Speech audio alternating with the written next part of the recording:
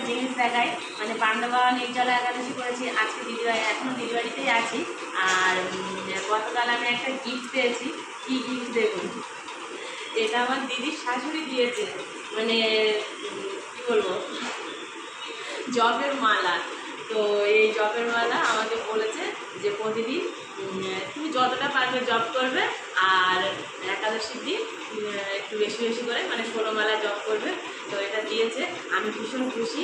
হরে কৃষ্ণ। আর মাসিমাকে অনেক অনেক ধন্যবাদ।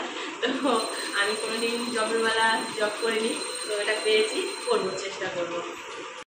এই যে সকাল 6টা বাজে, দিদি আর দিদির মেয়ে ওরা অনলাইনে ক্লাস করে, মানে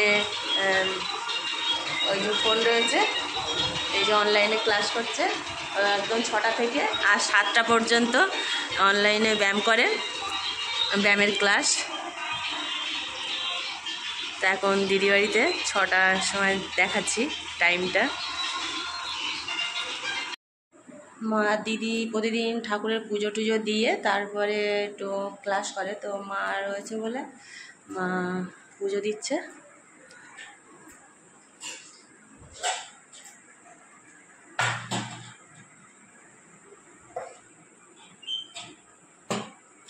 এই যে মা পুজো দিচ্ছে, আমার তাকাও,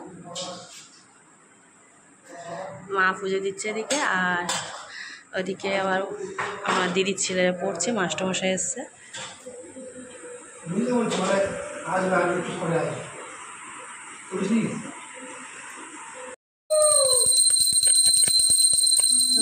মার ভোগ দেওয়া হয়ে গেছে, ভোগটা তুলে এবারে মার ভোগ আরতি করা হয়ে গেছে। আবার একটু বোন একটু ভগবানের পায়ে তুলসীপত্র অর্পণ করছে।